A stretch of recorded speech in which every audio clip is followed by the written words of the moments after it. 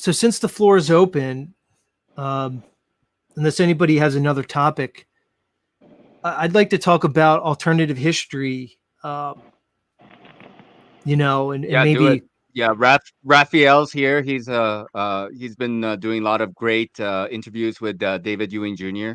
And we're Raphael is my friend in or what do you call it, partner in crime for the alternative historical research, I would say. But go ahead, let's talk about this. all right, so maybe I'll just launch it. This idea of, again, alternative history is growing amongst truther circles. And because I've been looking more and more into this idea, the works of Fomenko, and this David Ewing Jr. And I'm new to the topic for the most part. I've come to it from a roundabout way, but to me, this is increasingly fascinating. This idea that we could have been presented a history that was made up whole cloth to the tune of languages that were invented, cultures that were basically fabricated and presented, religions that seem to have been generated for control. This is a huge topic. I mean, this is just as big as the discussion regarding the shape of the earth. We're talking about deception that goes to the very foundation of our worldview and goes to the very top of this pyramid, whatever's up there. So I just would like to go down that direction and, maybe explore some of that. Yeah, Raphael, do you want to address this? Yeah, so it's interesting in what way these topics seem to intersect, at least in terms of going deeper into research. I would actually say anyone who's looking into this, and this is oftentimes the problem, because the same thing that happens with FE, and you have then, professors, whether they are or whatever, and so on, explaining things with million views. And I mean, now, again, some proponents of alternative views seem to get more traction again, and you have all the strange stuff that Nachiketa really has been documenting well with the final experiment. So something is going on here, but I would just encourage anyone who maybe isn't familiar with this yet. I would almost say it takes the same, how should I say, patience and ability to sustain cognitive dissonance and time to kind of wade through it. Or it's, as you very well explained, it's really about understanding how everything is a belief and how sometimes it can be painful to let go of them or really understand what you identify with and why. But because just as with cosmology is such a huge topic, not even talking about whatever, where is Betelgeuse or Betelgeuse, however they call it, but even just, and that's of course then brings up maybe more confusion or unrest, just like you said, oh, do you even know how fast the Earth is moving, supposedly? Which what maybe, as if I say I believe NASA, I don't even know what I'm supposed to believe in, right? And then you realize, oh, you actually know very little at all. And similar with history, I'd wager, how many people even paid attention in history and don't only have the let's say, actual active history knowledge of maybe 5 to 50 memes. And I don't want to put anyone down, and I can understand why history is boring. And now understanding most of it is forged is probably better. You didn't pay too much attention anyways. But yeah, so these are some of the thoughts I have on that. But what I'd like, only if you want to comment on it, Z, for a second, how do you see the meta going on right now with the flat Earth topic and also this history topic? Do you see like both increasing, and because people just really are now really starting to turn every stone? Because also here, I wouldn't claim, oh, I'm sure 200 years ago there was a great empire, whatever. We still don't know, but at least to really start overturning every stone, because we understand, yes, you can be lied to about literally everything. What do you think? Well, all I could say is, the first thing is both topics require one to really challenge their belief system, as you and I both alluded to. Now, regarding, I'll speak on the FE community, which I'm very tied into, and this idea of alternative history. There seems to be a split. There is a significant portion of the flat Earth community who is embracing this understanding of an alternate history. But there's also a significant portion who reject it because Many in the flat Earth community are strong biblical believers. I was about to say Bible. Yeah. Yeah. Big point. Yes.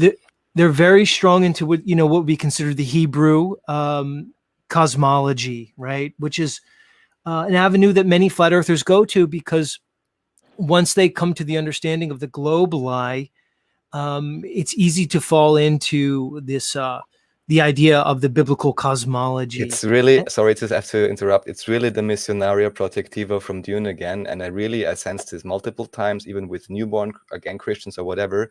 It's like really the hardcore fallback programming. And I don't want to put anyone down who finds a spiritual path in whatever way is good for you. Please do that. But I really sense this is like, yeah, hardcore fallback programming. It's amazing. Yeah, it's amazing. Yeah, all logic goes out the window. Please continue. Right. So when one gets into the alternative history, it by nature brings up an alternative history regarding the biblical characters, because the Bible is regarded by Christians as a historical book. Okay. And it's taken as literal. The timeline of Moses, the story of Moses, down to, the lineage all the way from Adam and Eve through Abraham, Isaac, and Jacob, and down towards the Jesus. But when one looks into the alternative history, the Bible narrative then becomes in question.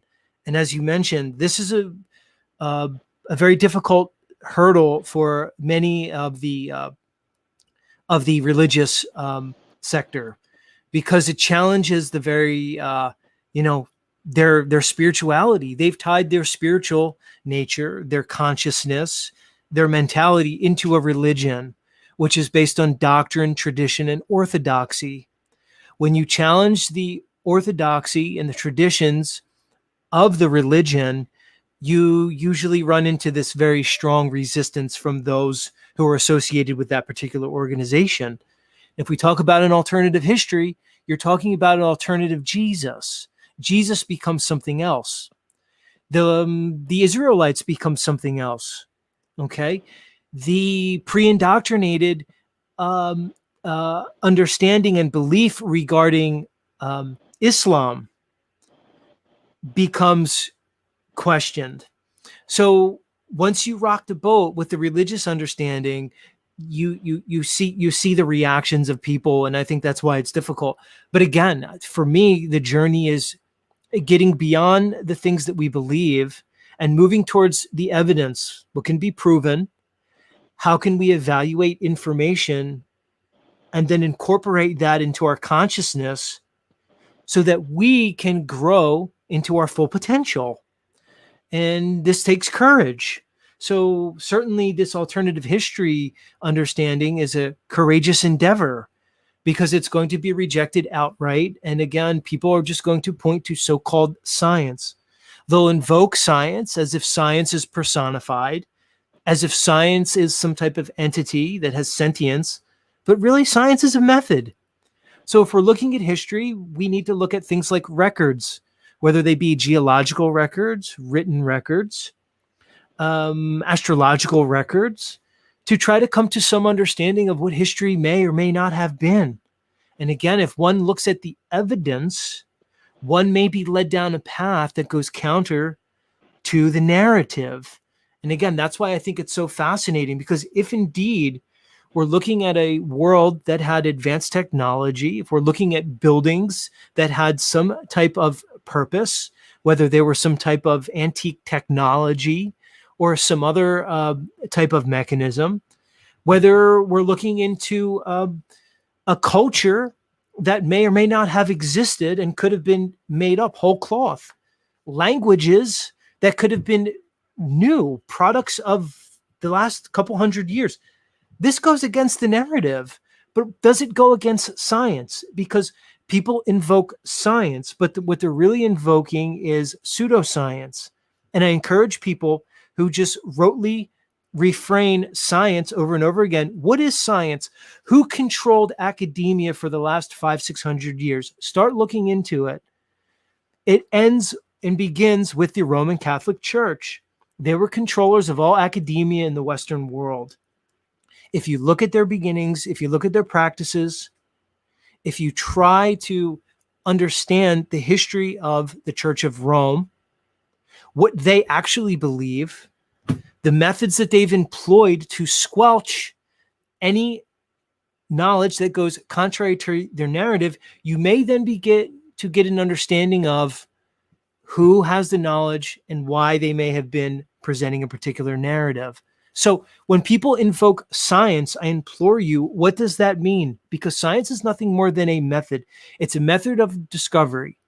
More directly, it's a method through which we can elucidate the cause of an effect that we observe as a natural phenomenon, okay? That's science, okay? Science isn't what somebody told you. Science isn't a university. It's not a white coat.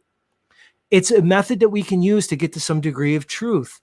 So if you employ logic and objectivity in the scientific method, and you come to an understanding that there's no way that the history presented is possible, there's no way the earth is as old as they said, there's no way that buildings could have been built in the manner that they say they were built, then you start to get an understanding of what this world may be. So I know that was a long answer, but that's, I think, the problem is people's belief system versus their ability to objectively evaluate information and incorporate that into their worldview to make some degree of change in their mindset.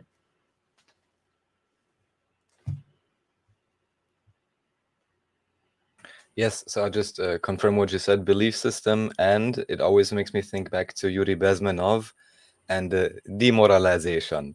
Because if someone is demoralized, the facts, the evidence does not matter anymore. I always love to quote him, and I always only do that to remind myself of it, just as we've seen in the sea crisis thing. It is, and I was even so stupid to again believe it, getting into BS online arguments, but it's not about logic, and it's, I guess, also relevant to discern whom can you talk with on, I don't know, what level, or it's really difficult, because whilst we may naively, or me, want to believe we talk about facts and logic and try to discern things truthfully and honestly and with integrity and as much skepticism and discernment as possible, for many, for various reasons, it is still an emotional response. And as long as we're in that, just like in politics or whatever, everyone's just a play ball in the larger system and cannot really proceed in that endeavor of discerning the truth. So I think that's a really, really big hurdle. But of course, we've all been individually and collectively traumatized into that, I want to say, I was about to say not disinfectant, but state of not disrepair, but not perfectly functioning in terms of both brain hemispheres, or however we would say that.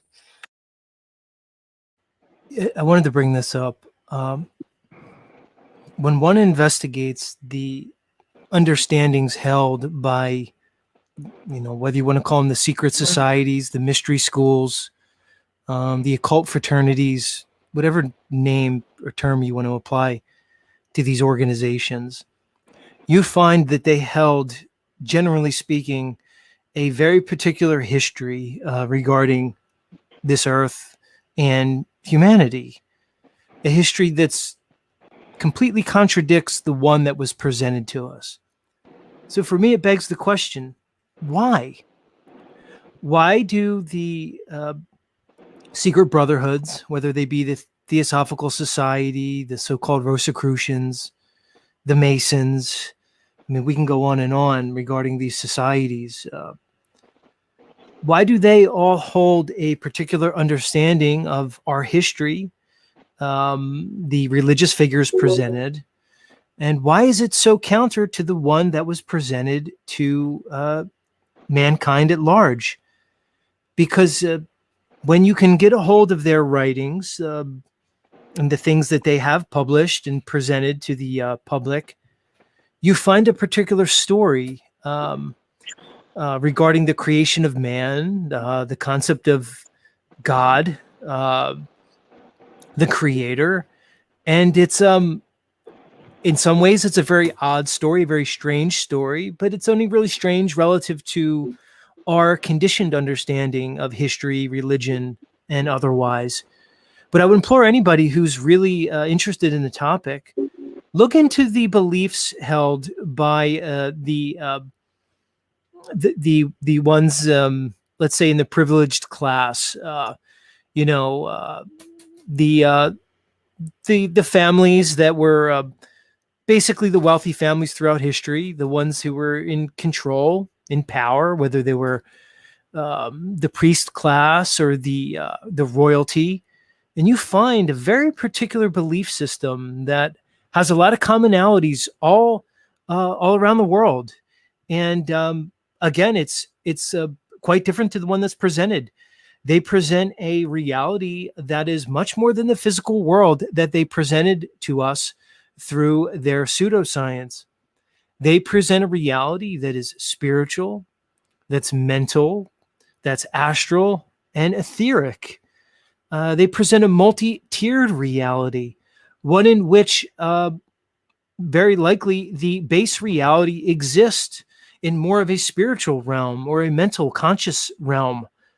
An idea that what we perceive as physical is simply a manifestation, whether it's a lower frequency or a lower vibration, of some higher spiritual realm or some deeper, more conscious reality.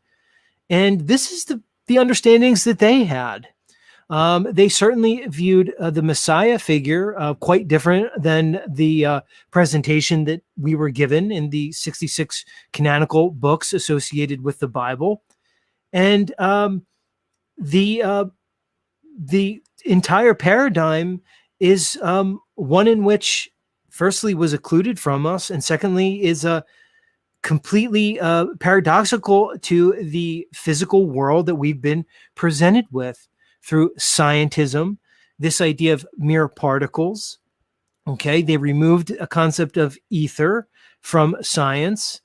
And even if you look into the scientists pre-World War I, right around the turn of the 20th century, you find that the scientific understandings were much different and were greater and surpassed our current understandings by magnitude. They understood the tenets and the mechanisms of electromagnetism. They understood they had ways to harness the world around us. They may have had methods to harness energy simply from the ether or the atmosphere. Well, what do we have now? We have a dumbed down science. We're presented with a periodic table that gives us elements. They present a subatomic world that, to me, is no less more evident or proven than the macro world of the universe. So it begs the question, why? If this is indeed true, if they hold a science that is different than the presented, if they hold a history that is different and religions that are different than presented, it begs the question, why? What is the truth? And what does it mean? Because people will default in the face of such overwhelming topics.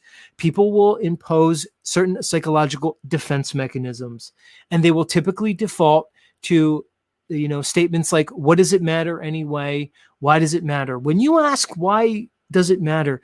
You're basically asking, why does truth matter? And I implore you, what does that say about your mentality and your consciousness? Are you willing to accept a completely falsified reality? Are you willing to accept an agenda that was perpetrated upon you, likely for some degree of control? That's what it really is saying. So I implore people, what is it saying about you when you dismiss these topics in the interest of going along to get along? Because I assure you, this world will reward you for compliance. And at that point, what are you? You're basically just a house slave. And in my book, that is the lowest thing you could be. Okay, if you're going to keep me in bondage against my will and violate my natural rights and the rights of God and creation, that's one thing. But if I'm then going to choose my enslavement, that's, to me, analogous with damnation. And at that point, you have sold your soul to this earthly realm. So to dismiss these topics outright, again, I think is a psychological protection mechanism because of the consequences of opening one's mind. Well, I was going to say, Nacho, it reminds me, because I know this came up earlier about the ISS fakery and NASA fakery. At this point, the fakery can't be denied. They're on harnesses and wires, and they're on zero-G planes. It's quite obvious. And this is analogous to me to the chemtrail issue, because it's so obvious, it's so egregious, it's so in everybody's faces, but yet you can take 100 people and they could all look at this same obvious thing, and you'll have the majority of the people deny their very senses. And they'll just do the most incredible mental gymnastics to try to explain away what they're seeing. Because again, they can't grasp the magnitude of such a deception, because the implications are huge, and that's why these topics matter. And that's why, there is so much division, as John said on his way out, that there's so much division in the quote unquote community. Well, first of all, what community really? Much like Notch said, you can be a truth seeker, but beyond that, there's commonalities certainly, but I've learned that the idea of a community is something that we should take very, with a huge grain of salt. Well, and just as an armchair sociologist, if it is correct that it requires a certain degree of nonconformity, it only makes sense that you will get the outliers of the Gaussian curve, and most likely not those that would be the first to follow a mass movement or whatever, and therefore, conform and wear the uniform and so on, right? So that in itself, I think, is normal almost, or would to be expected, that then you have many individuals, they feel association in being truth seekers, but apart from that, of course, they may, and actually in a way almost should have, widely differing perspectives, especially because we realize, at least at this point, we don't have a complete puzzle, but only parts which are to be put together. At least that's what I'm thinking is happening. So just wanted to point that out, that that's not necessarily because those kind of people are bad or whatever, but just because they are nonconformists, which is a strength as well. Yeah. Yeah. Can I just interject real quick? I mean, like I I don't like this idea about like we and stuff like this. This is just like nonsensical to me. We're all just individual. Again, I use the word we. We're all individuals, and there is no cohesive flat Earth movement. I would like to see something more cohesive, but the truth of the matter is people are going in different directions. They have beef with each other for whatever reason, and you can say the same thing about like the rights movement, and stuff like this. But the flat Earth movement within so far as I'm concerned about like the truth movement is concerned, is the largest out there. Okay, like when you look at the alternative history research, like which I am fascinated about, it's like a fraction compared to the flat earthers. Like flat earth is like the meat of this plate, as far as I'm concerned. Don't you guys agree? Or Z, do you think that's not the case, or not? Yeah, I would say I mostly agree with you. And I think it's due to the fact that the FE topic is something that is tangible. It's substantial. You could bring somebody down to the beach, and you can show them. You could basically debunk boats over the horizon, right? You could transmit a radio signal thousands of miles over the ocean and show them that there's no bulge of water blocking it. You can demonstrate it.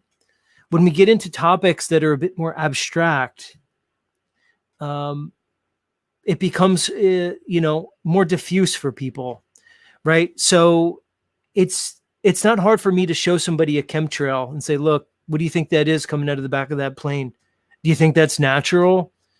Do you think that a jet engine that's almost 100% efficient and burns very cool and only in certain circumstances produces some type of contrail? Do you think it's natural that it's spreading out this huge diffuse cloud over the sky. You know, those type of things can be shown. But when you get into the alternative history thing, everything becomes harder. You know, how do you substantiate a document that may be hidden in the Vatican basement, or that might be, you know, being held, some knowledge held by, you know, some Masonic temple somewhere, right? Like, these are only stories that we can get loosely. So I think maybe that's the issue, that the flat Earth thing is, it's something that involves, you know, the applied physical world. And that might be, you know, for me at least, you know, I'll speak for myself. That's why the flat Earth topic is my number one topic, and I'm so passionate about, which is a plus and a minus, because once you're a flat Earther, people who are not in that community, they're always going to put that stamp on you. You know, they're going to label you a flat Earther, and it's very difficult to escape. But to me, that's why it's the thing I talk about the most, because again, I can show you level water. I can demonstrate level water. It's hard for me to demonstrate, you know, it's hard for me to prove a negative. So if they're claiming a Christ that lived 2,000 years ago, you know, in the land we call Israel, and somebody else is claiming that that's false, it's very difficult to prove or disprove one either way, right? So I think that's probably why you see the alternative history as a lesser topic, but I do think it's gaining steam, you know, and much like any controversial topic, it's always to the peril of the, let's say, the pioneers in this. You know, I've watched prominent flat earthers reject the alternative history people within the flat earth community. I alluded to that a bit ago, because there's strong feelings on either side. So again, what is the evidence? What is the proof? Can we get beyond our own subjective interpretations of things, our own cognition and our belief system, and get down to objective reality? And how can we do that? You know, let's look at some things. You know, look at radiocarbon dating. Is there any proof that it's legitimate? I would say not. So if something is carbon dated to be millions of years old, well, yes, the academic community is giving you a story regarding that, but what's the evidence? Investigate it. See, you know, if it really holds up. Can something be dated back millions of years? What is the half-life of a radio isotope? Does it exist? Does it have the same decay rate as they say? Can they measure it? Again, we find that what is called science in this modern society seems to be nothing more than pseudoscience. If somebody wants to know what that is, it's basically something presented as science that cannot be proven. It's outside of the scientific method. All right. This then becomes what, you know, many of us will term as scientism, because it's then nothing more than a religion, and religions are belief systems, nothing more.